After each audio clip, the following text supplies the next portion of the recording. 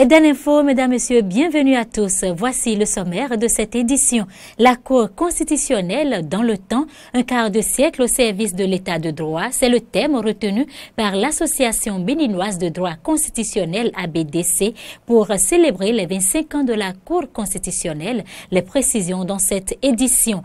Marche à Ouagadougou contre les OGM, les manifestants défendent une agriculture saine et indépendante dans ce pays sahélien d'Afrique de l'Ouest. Le chef du gouvernement malgache, Premier ministre Olivier Mahafali, a annoncé sa démission sur requête de la justice, ouvrant la voie à la nomination d'un autre Premier ministre de consensus pour tenter de sortir le pays de la crise politique. C'est tout pour le sommaire.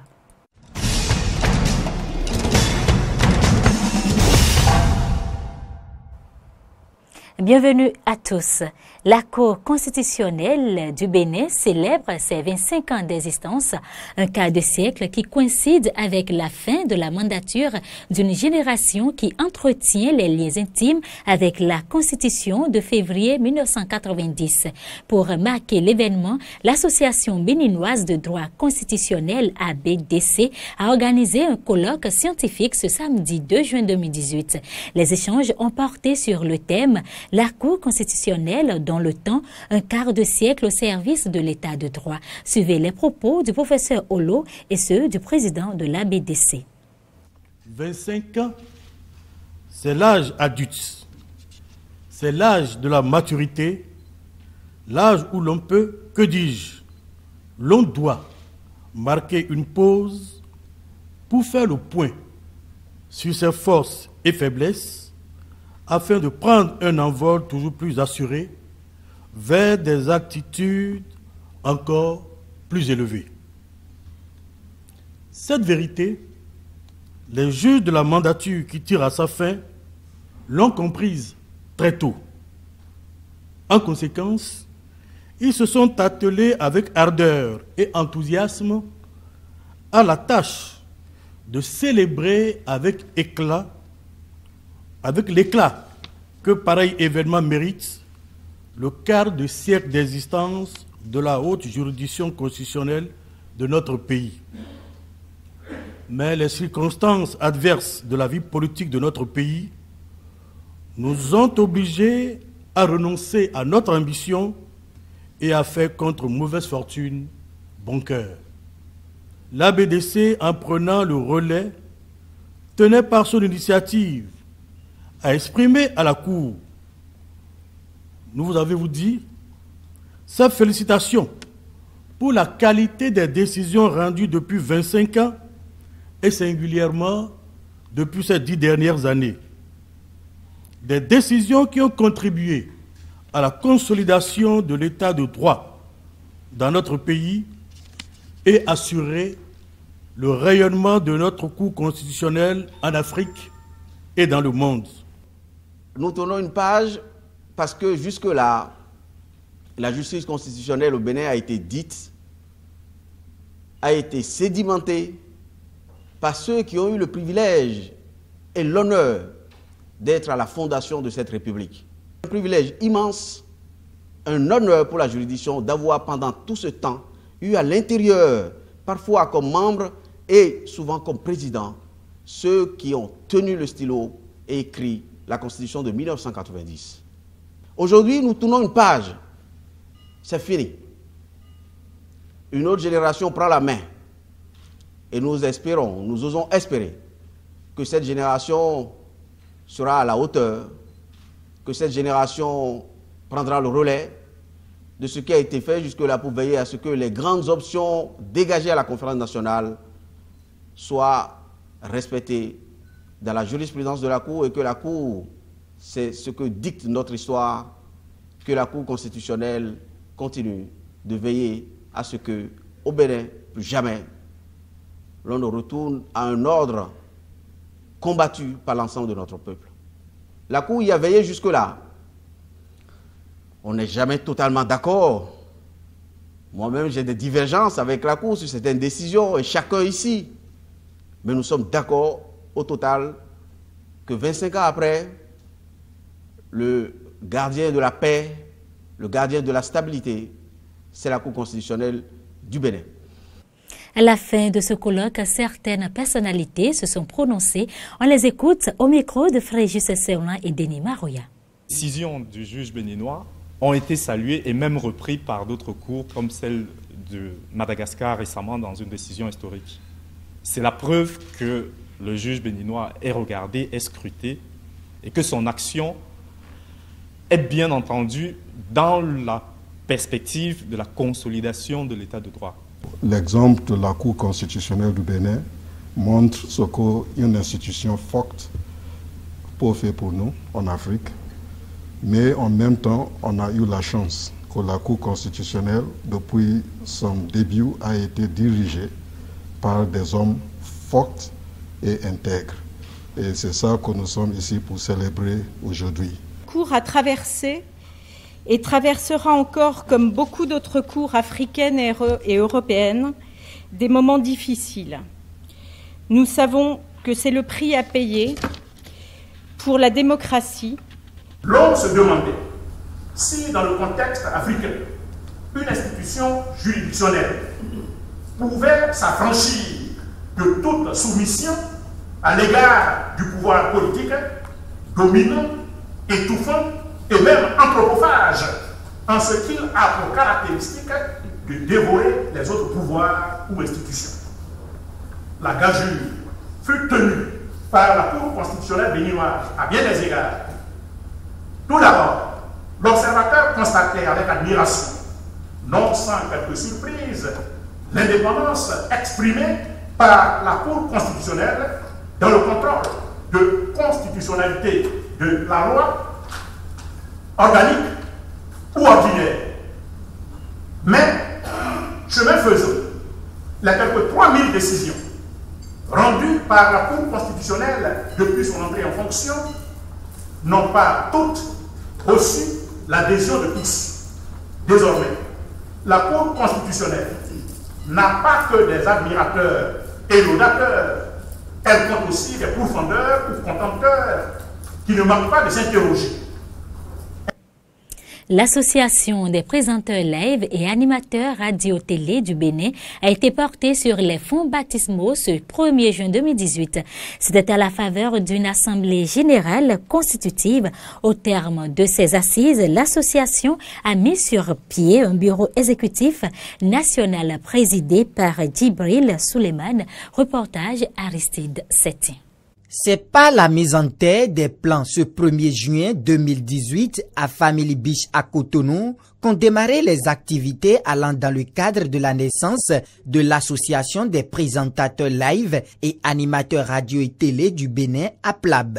Venus des 12 départements du Bénin, ces hommes et femmes du micro réunis en Assemblée générale constitutive ont non seulement amendé et adopté les statuts et règlements intérieurs de la PLAB, mais aussi élu un bureau exécutif de 7 membres présidé par Djibril Souleymane, alias Soultousoul de la liste Espoir, pour un mandat de 3 ans renouvelable une seule fois. Le bureau élu s'est assigné comme mission principale de former la jeune génération afin de relever le niveau de l'animation au Bénin.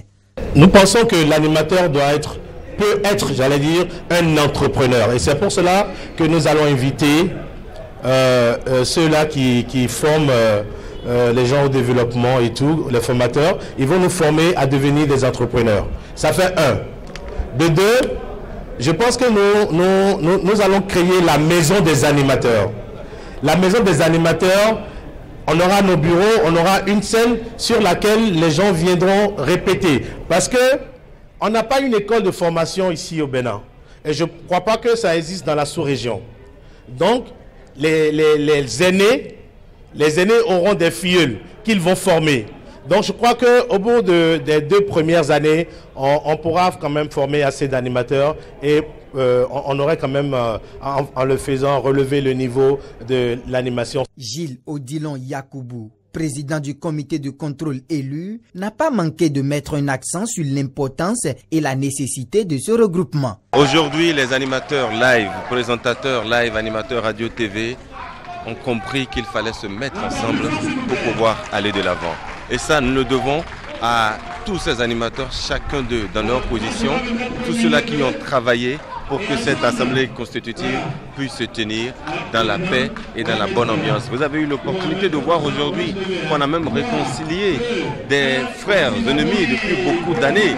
On a pu les réconcilier ici aujourd'hui, c'est pour dire qu'il fallait que nous puissions franchir le pas. On devrait franchir le Rubicon. Je pense que l'association des présentateurs live animateurs radio-tv du Bénin vient de partir sur de bonnes bases. Les travaux de l'Assemblée se sont déroulés en présence du représentant du ministre de la Culture, du Tourisme et des Sports. Maxime Dansou a félicité le bureau, l'invitant à travailler d'arrache-pied pour atteindre les objectifs de l'association. Le ministère en charge de la culture vient constater l'effectivité de ce qui se fait aujourd'hui et entend désormais travailler avec une structure et non avec des individus.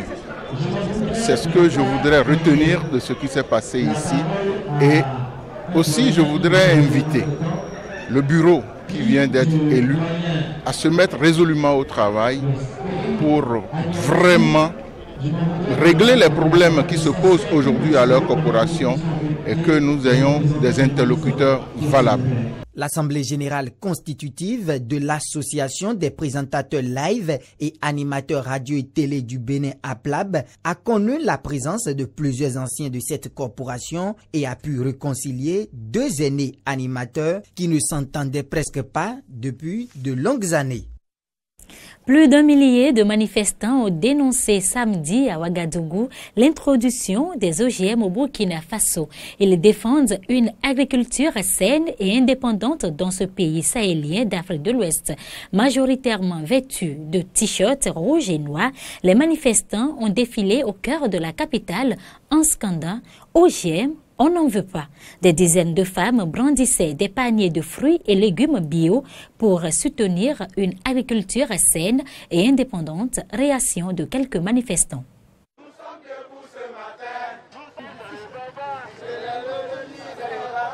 Camarades, le coton pété, on n'en veut pas, camarades. Nous avons l'honneur de vous remettre le mémorandum sur les OGM, cas du niébé bété et des moustiques génétiquement modifiés au Burkina Faso. Nous sommes tous concernés, tous citoyens burkinabés, parce que ça rentre dans l'alimentaire maintenant. Ce n'est plus la question du coton, le commercial, ce n'est plus l'économie. Maintenant, on rentre dans l'alimentation même des Burkinabés à travers le niébé bété que nous consommons énormément au Burkina. Et au-delà de ça, on parle même des moustiques OGM. Donc ça, c'est tout habitant.